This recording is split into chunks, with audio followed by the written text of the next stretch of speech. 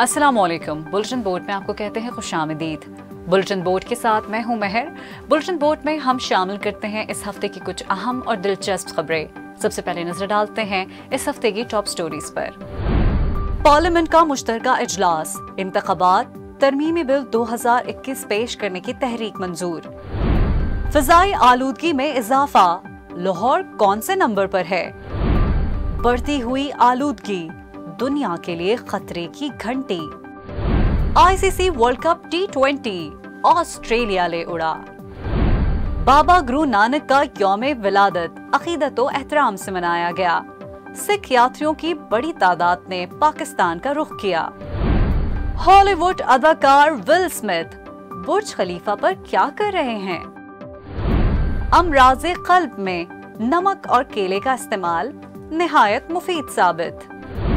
रवा साल का दूसरा और आखिरी चांद ग्रहण। इस हफ्ते पार्लियामेंट का मुश्तरका इजलास हुआ।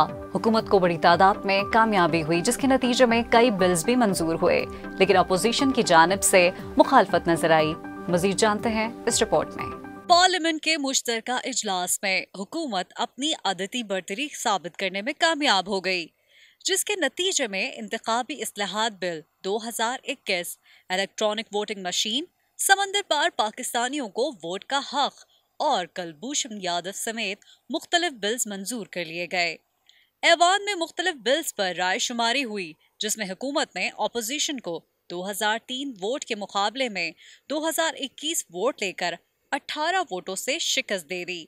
स्पीकर असद खैसर की जेर सदारत कौमी असम्बली और सेनेट का मुश्तरका इजलास हुआ तो एजेंडा शुरू होते ही ऑपोजिशन ने शोर शराबा किया और नो नो के नारे लगाए।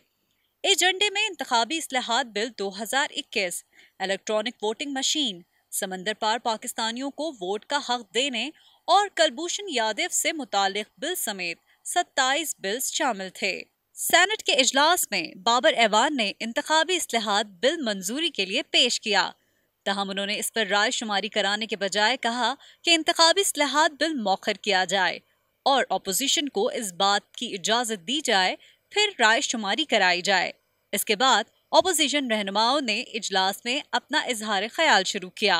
उधर शहबाज शरीफ ने इजलास से इजहार ख्याल करते हुए अपोजिशन लीडर ने स्पीकर को मुखातिब करते हुए कहा कि स्पीकर साहब, अगर आप अपनी पार्टी की बुनियादी रुकनियत से इस्तीफा दें तो आपको कंधों पर बिठाएंगे। हुकूमत और इसके इत्तेहादी आज इस ऐवान से जिन क़वानीन को मंजूर कराना चाहते हैं, इसका सबसे बड़ा बोझ स्पीकर के कंधों पर है। हुकूमत EVM शैतानी मशीन से इख्तिदार को तूल देना चाहती है। सिलेक्टेड गवर्नमेंट किसी तरीके से अपनी मियाद को और तूल दे सके, ये अब अवाम के पास वोट के लिए नहीं जा सकते। EVM क्या चीज है जनाब स्पीकर?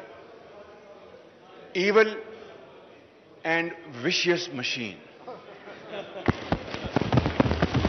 पार्टी मेंबरशिप से इस्तीफा दे दें तो हम आपको लब्बैक कहेंगे।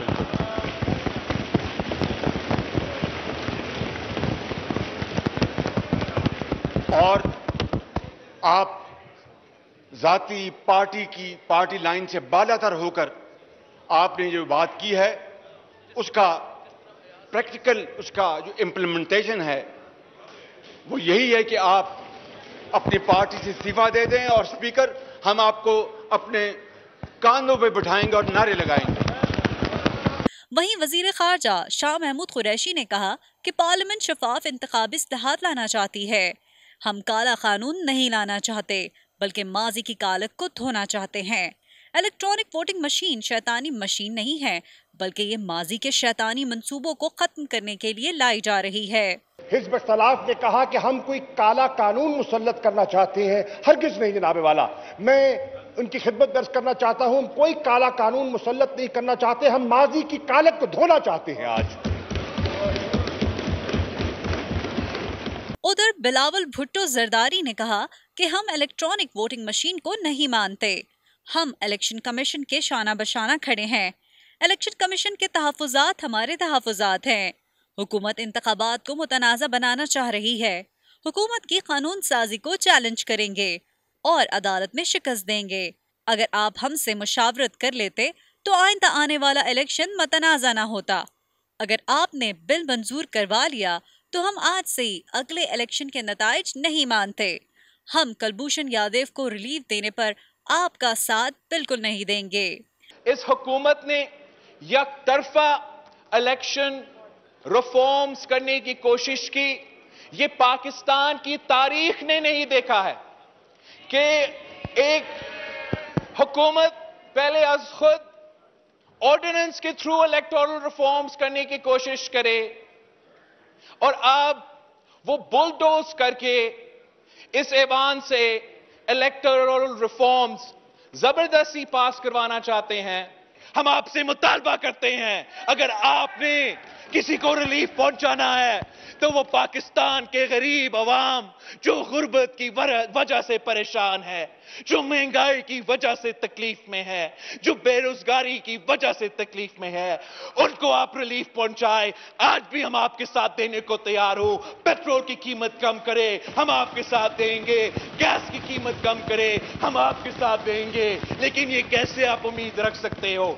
इसी दौरान वजीर आजम इमरान खान ऐवान में आए। उन्होंने हाथ में तस्बीह पकड़ी हुई थी। हुकूमती अरकान ने डेस्क बजाकर उनका इस्तकबाल किया।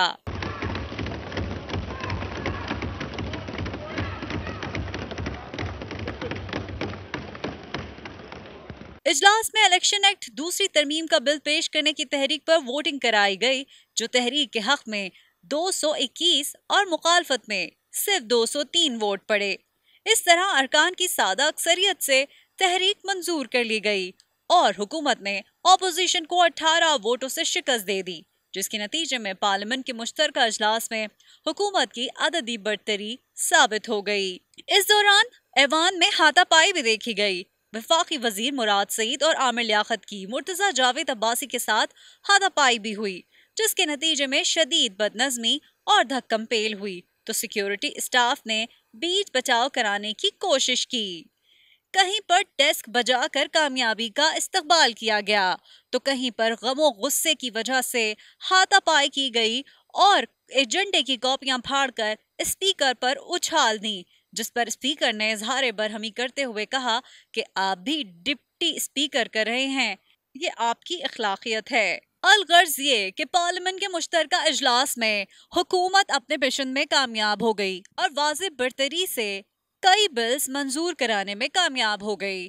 दूसरी जानिब ऑपोजिशन बरहम नजर आई और सेनेट से वॉकआउट कर गई। बिलावल भुट्टो जरदारी ने इस फैसले को आगे अदालत में चैलेंज करने का भी कहा है। अब देखना यह है कि एक तरफ हुकूमत और उनके इत्तेहादी और दूसरी जानिब ऑपोजिशन जिसने सख्त तरीन मुखालफत की है। इस इजलास में होने वाले फैसले आइंदा आने वाले दौर में कितने करामत साबित होंगे, ये तो वक्त ही बताएगा। आपको बताएं कि इस हफ्ते पंजाब के वस्ती इलाके शदीद आलूदगी की लपेट में रहे। वहीं लाहौर दुनिया का सबसे आलूदा तरीन शहर बताया गया।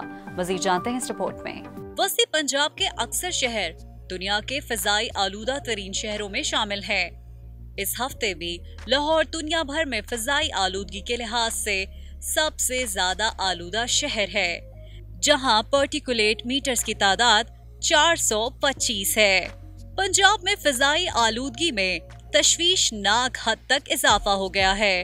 मोटरवे के दोनों अतराफ के देहात में जमींदारों के खिलाफ कार्रवाई के बावजूद फसलों की बाकियात जलाने का काम बदस्तूर जारी है। शेखपुरा के इलाकों में जमींदारों के खिलाफ अब तक 60 मुकदमात दर्ज किए जा चुके हैं। महकमा मौसमियात के मुताबिक पंजाब में फिजाई आलूगी का सबब बनने वाले 188 सनती यूनिट्स के खिलाफ मुकदमात भी दर्ज किए गए, जबकि सूबे के मुख्तलिफ शहरों से 51 अफराद गिरफ्तार हुए। महकमा मौसमियात का बताना है कि ईंटों के 250 भट्टे बंद कर दिए गए हैं और 742 भट्टा मालिकान के खिलाफ मुकदमात दर्ज करके 22 मालिकान को गिरफ्तार भी किया गया है। महकमा माहौलियात की रिपोर्ट के मुताबिक पिछले एक माह के दौरान धुआं छोड़ने वाली 478 गाड़ियां जब्त की गयी और मजमूई तौर पर 4 लाख रुपए जुर्माने हुए। हुकूमत अपनी जानिब से फिजाई आलूदगी को कंट्रोल करने के लिए इक़दामात कर रही है, लेकिन ये बात सच है कि वस्ती पंजाब में फिजाई आलूदगी खतरनाक हदों को छूने लगी है और इस हफ्ते फिर लाहौर दुनिया भर में फिजाई आलूदगी के लिहाज से पहले नंबर पर है। इस हफ्ते जेनेवा में आलमी माहौलियाती माहिरीन ने खबरदार किया है कि दुनिया भर में बढ़ती हुई आलूदगी भयानक माहौलियाती तबाही का बायस बन सकती है। इस हवाले से देखते हैं ये रिपोर्ट। जेनेवा आलमी माहौलियाती माहिरीन ने खबरदार किया है कि हमारे सैयारे के औसत दर्जा हरारत में 231 तक 1.5 डिग्री सेंटीग्रेड का इजाफा हो जाएगा, जिसका नतीजा नाकाबिले यकीन हद तक भयानक माहौलियाती तबाही की सूरत में निकल सकता है। जी हाँ, ये पेशगोई उन्होंने माहौलियाती घड़ी क्लाइमेट क्लॉक की बुनियाद पर की है, जिसे 2015 में बनाया गया था ताकि दुनिया भर में बढ़ती हुई आलूदगी और आलमी दर्जे हरारत में इजाफे पर मुसलसल नजर रखते हुए मुस्तकबिल का दुरुस्त तरीन माहौलियाती मंजरनामा तरतीब दिया जा सके। इस बारे में climateclock.net के नाम से बाकायदा वेबसाइट भी मौजूद है, जहां कार्बन डाइऑक्साइड के लम्हा व लम्हा इखराज और दर्जा हरारत में इजाफे के अलावा इस मुमकिना वक्त का अंदाजा भी पेश किया गया है कि जब ये इजाफा 1.5 सेंटीग्रेड की खतरनाक हद तक पहुंच जाएगा। क्लाइमेट क्लॉक से पता चलता है कि आज दुनिया भर में हर सेकंड के दौरान 24 लाख पाउंड तकरीबन 11,000 टन कार्बन डाइऑक्साइड फिजा में शामिल हो रही है। दर्जा हरारत में इजाफा 1.238 डिग्री सेंटीग्रेड तक पहुंच चुका है, जो आइंदा 10 साल में 1.5 डिग्री की हद को छू लेगा। इस हफ्ते क्रिकेट के मैदान से आई एक बड़ी खबर। जी हां, वर्ल्ड कप T20 खेलों का सिलसिला इख्तिताम पसीर हुआ। ऑस्ट्रेलिया और न्यूजीलैंड के दरमियान T20 का फाइनल खेला गया और ऑस्ट्रेलिया वर्ल्ड कप ले उड़ा। मजीद जानते हैं इस रिपोर्ट में। Dubai ICC T20 world cup के दौरान टॉस के हवाले से ऑस्ट्रेलिया के कप्तान एरॉन फिंच खुशकिस्मत रहे। मुत्तहदा अरब अमारात में जारी ICC T20 वर्ल्ड कप के दौरान सुपर 12 मरहले के बाद दोनों सेमीफाइनल्स में भी टॉस ने बहुत अहम किरदार अदा किया है और ज्यादातर दूसरी बैटिंग करने वाली टीम्स ही फतह हासिल करने में कामयाब रही हैं। UAE में टॉस के हवाले से ऑस्ट्रेलिया के कप्तान एरन फिंच बहुत खुशकिस्मत रहे हैं। वर्ल्ड कप के आखिरी मार्के के लिए जब एरन फिंच और केन विलियमसन मैदान में उतरे तो ऑस्ट्रेलिया के कप्तान एक बार फिर टॉस जीतने में कामयाब रहे। एरन फिंच पूरे इवेंट में मजमूई तौर पर 7 में से 6 टॉस जीतने में कामयाब रहे। ताहम इसके बरक्स कीवी कप्तान केन विलियमसन सिर्फ 2 बार ही टॉस जीतने में कामयाब रहे हैं। इसके अलावा ऑस्ट्रेलिया के कप्तान गुज़िश्ता 22 T20 मैचों में सिर्फ 4 बार टॉस हारे हैं, जबकि वर्ल्ड कप के दौरान सिर्फ एक बार इंग्लैंड से टॉस हारे, जिस मैच में उन्हें बुरी तरह शिकस्त भी हुई। न्यूजीलैंड और ऑस्ट्रेलिया के दरमियान ये मुकाबला कांटेदार रहा, लेकिन शायकीन क्रिकेट के मुताबिक ये मुकाबला यकतरफा रहा, यानी कि इस मुकाबले में न्यूजीलैंड कोई खातिर ख्वाह परफॉर्मेंस नहीं दिखा पाया। एक छोटे से टोटल के साथ वर्ल्ड कप को जीतना ऑस्ट्रेलिया के लिए और भी आसान हो गया। ऑस्ट्रेलिया की जानिब से ऑस्ट्रेलियन बैट्समैन ने उम्दा परफॉर्मेंस दिखाकर वर्ल्ड कप अपने नाम कर लिया और ऑस्ट्रेलिया पहली मर्तबा T20 वर्ल्ड कप का चैंपियन बन गया। बाबा गुरु नानक देव जी की सालगिरह की तकरीबात का सिलसिला इस हफ्ते जारी रहा।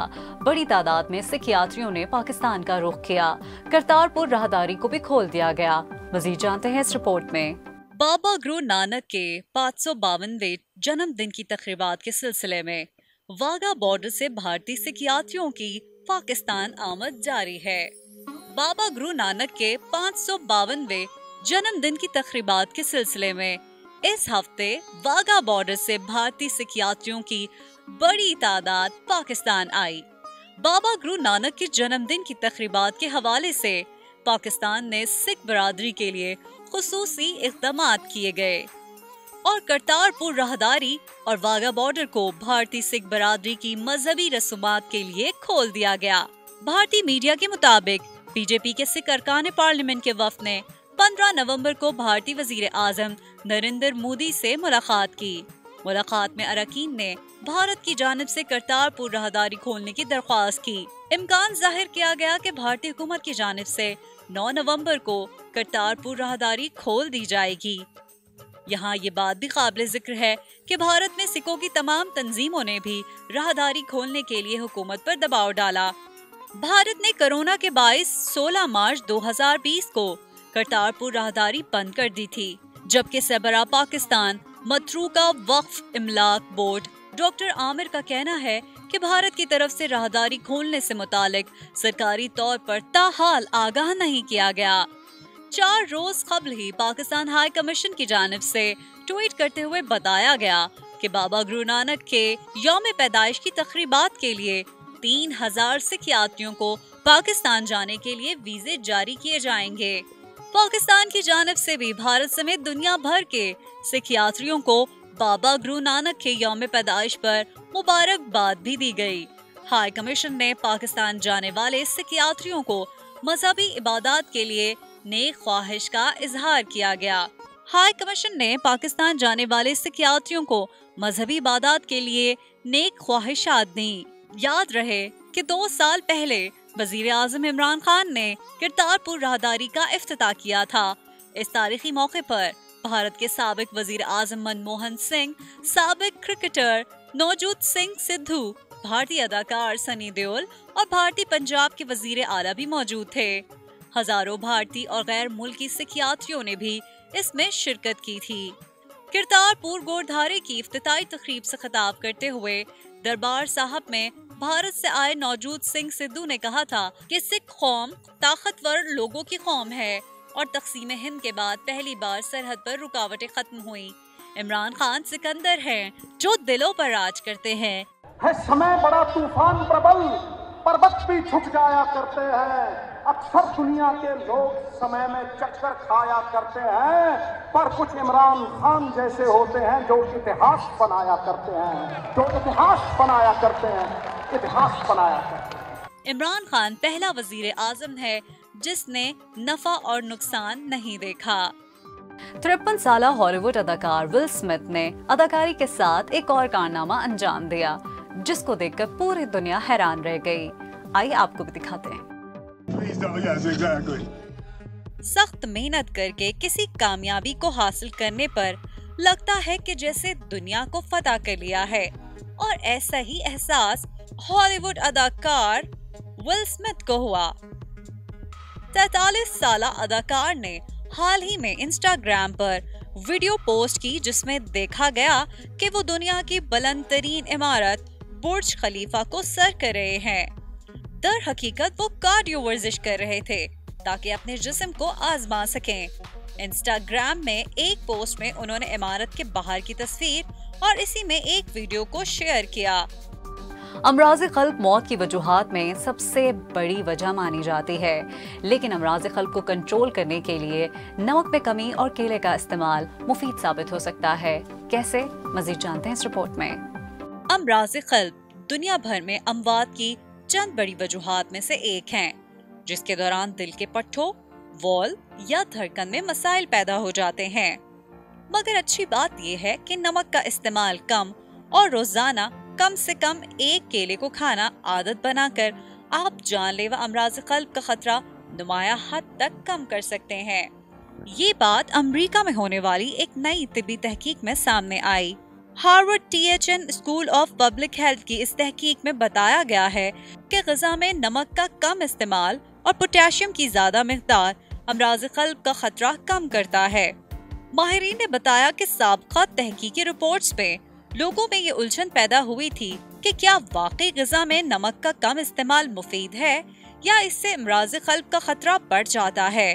इस तहकीक में 10,000 से ज़ायद अफराद को शामिल किया गया था और डाटा से साबित हुआ कि नमक का कम इस्तेमाल दिल की सेहत के लिए फायदेमंद है।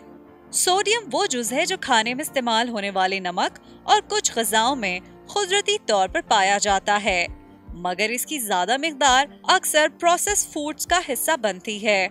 इसके मुकाबले में पोटेशियम कुदरती तौर पर फलों जैसे केले, सब्ज पत्तों वाली सब्जियों, बीजों, दूध या इससे बनी मसनूआत और नशास्तदार सब्जियों में मौजूद होता है।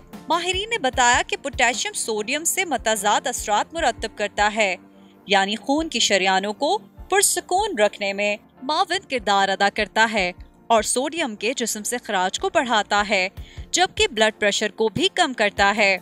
तहकीक में 6 बड़ी तहकीकी रिपोर्ट्स के डाटा का जायजा भी लिया गया, जिसमें सोडियम और पोटेशियम के खराज, अमराज़ क़ल्ब की शरह और दीगर पर तवज्जो मरकूज की गई।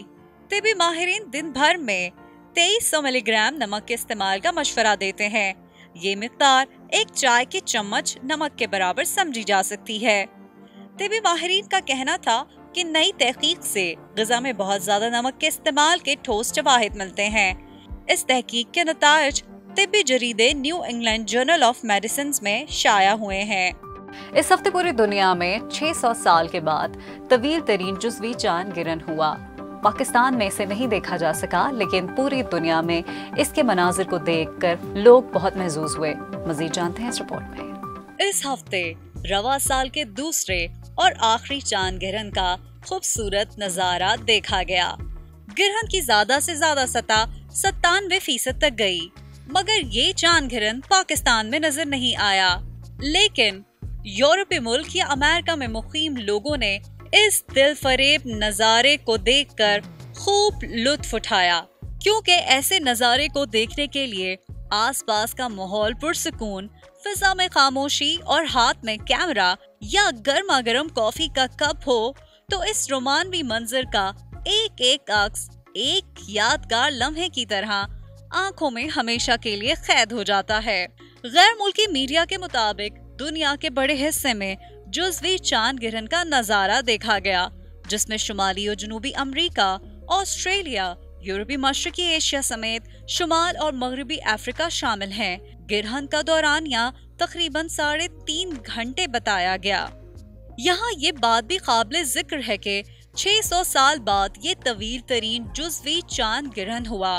नासा के मुताबिक अगला चांद गिरहन 16 मई 2022 में देखा जा सकेगा। इसमें भी चांद का रंग सुर्ख होगा, क्योंकि चांद गिरहन एक शानदार दिलकश फल्कियाती अमल है। यही वजह है कि गिरहन का मुशाहिदा करने वालों के लिए सयाहत की एक अलग ब्रांच कायम हो चुकी है। चांद गिरहन उस वक्त होता है जब जमीन चांद और सूरज के दरमियान आ जाती है, जिससे चांद पर सूरज की रोशनी नहीं पड़ती और चांद नजर नहीं आता। दूसरे लफ्जों में चांद गिरहन के दौरान हमें जमीन का साया चांद पर पड़ते हुए दिखाई देता है। बुलेटिन बोर्ड में फिलहाल इतना ही। अगले हफ्ते कुछ अहम और दिलचस्प खबरों के साथ आपके सामने फिर हाजिर होंगे। तब तक रखिए अपना बहुत सारा ख्याल। This is me Mehar signing off. खुदा हाफिज।